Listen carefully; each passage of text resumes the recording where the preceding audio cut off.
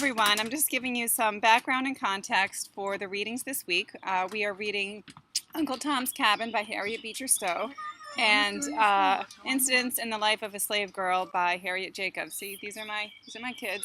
Wave, my students. Okay. So, as we've read in many of our texts so far, inequality was always a topic of controversy and discussion in American society. From the early colonists to the Republicans to the 19th century citizens embroiled in the Civil War. By the mid-19th century, the abusive treatment and federally sanctioned extermination and oppression of Native Americans, as well as the unlawful and unethical appropriation of their lands, the continued existence of slavery in the South, and Northern racism and enabling of slavery through the passage of acts like the Fugitive Slave Act, which, this is just to digress a little bit and look forward to next week, Thoreau rails against this Fugitive Slave Act in his speech Civil Disobedience, which becomes a text that greatly influences future civil rights leaders such as Martin Luther King Jr. Harriet Jacobs also is against the Fugitive Slave Act in her text, Incidents in the Life of a Slave Girl, because even though she escaped from slavery and found refuge with abolitionists in New York because of the Fugitive Slave Act, she could be grabbed at any moment from the streets of New York and sold back into slavery in the South. In fact, the Fugitive Slave Act is also a topic in the movie 12 Years a Slave, where a free black man was inscripted into slavery because of that act. These were all contentious and hotly debated issues in America.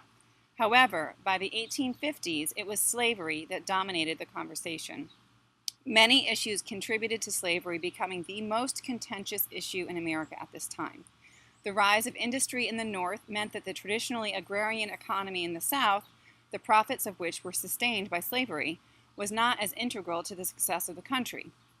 Also, westward expansion, which further threatened the Indian tribes, created an explosive situation in Congress, as each new state had to be admitted as either a slave or a free state. However, make no mistake about it, the immorality of slavery was the essential conflict. Early feminist groups paired with abolitionists and formed a formidable public relations front to engage the hearts and minds of the nation against slavery through fiction, song, and art. We are reading two of the greatest and most popular works of fiction, political works written by activist women to end slavery, through war if necessary. While reading these texts, one written by a white woman from an abolitionist family and another by a black woman who escaped from slavery and found refuge with abolitionists in New York, one is fiction, Uncle Tom's Cabin, and one is nonfiction, Harriet Jacobs. This is nonfiction, it's an autobiography. Pay attention to the politics of these works and the message, particularly how the authors use sentiment and emotion to sway their readers to their righteous cause. Julia Ward Howe, while touring Union camps with her husband in 1861, heard the soldiers singing a song called John Brown's Body about the famous yet doomed slave insurrection at Harper's Ferry in 1859, led by abolitionist John Brown.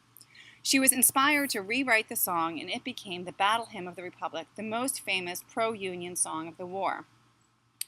In the transcript, I give you a link to the lyrics for John Brown's Body, and also a link to some more information about Battle Hymn of the Republic.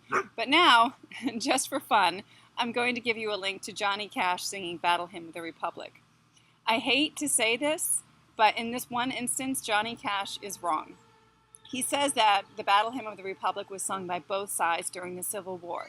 It was not. However, John Brown's Body, initially sung by Union troops, was changed around by Confederate troops. While the Union troops were applauding John Brown and his actions, the Confederate troops changed it to talk about how great it was to hang his body.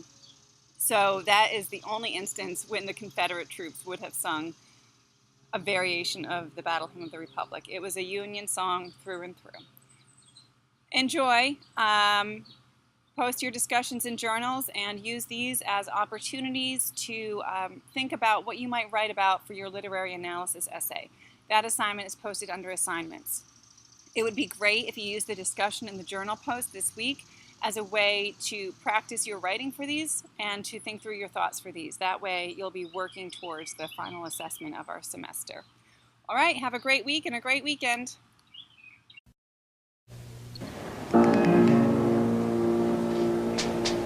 Here's a song that was reportedly sung by both sides in the Civil War, which proves one thing to me, that a song can belong to all of us. You don't have to be a rich man to have a beautiful thing like music.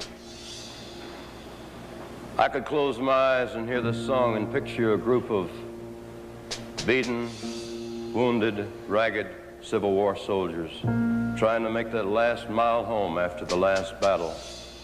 And if there was strength for a song, this would have been a great inspiration. Mine eyes have seen the glory of the coming of the Lord. He is trampling out the vintage where the grapes of wrath are stored. He hath loosed the fateful lightning of his terrible swift sword. His truth is marching on. Glory, glory, hallelujah. Glory, glory, hallelujah. Glory, glory, hallelujah.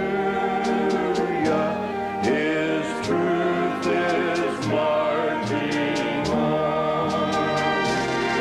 I have seen him in the watchfires of 100 circling camps. They have builded him an altar in the evening dews and damp. I can read his righteous sentence by the dim and flaring lamps. His day is marching on. Glory, glory, hallelujah. Glory, glory, hallelujah. Glory, glory, hallelujah. His day is marching on. In the beauty of the lilies, Christ was born across the sea, with a glory in his bosom that transfigured you and me. As he died to make men holy, let us live to make men free, while God is marching on. Glory, glory, hallelujah. Hallelujah. Oh, glory, glory, hallelujah. Glory, glory, hallelujah. His truth is marching on. Glory, hallelujah. Glory,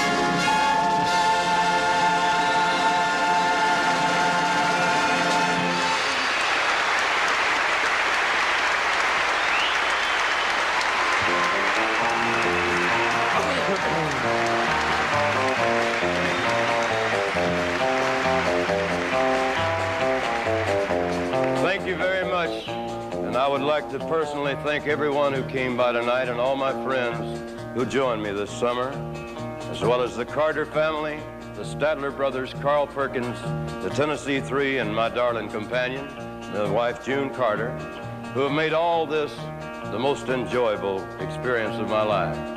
And the good Lord willing, I hope to see you again real soon.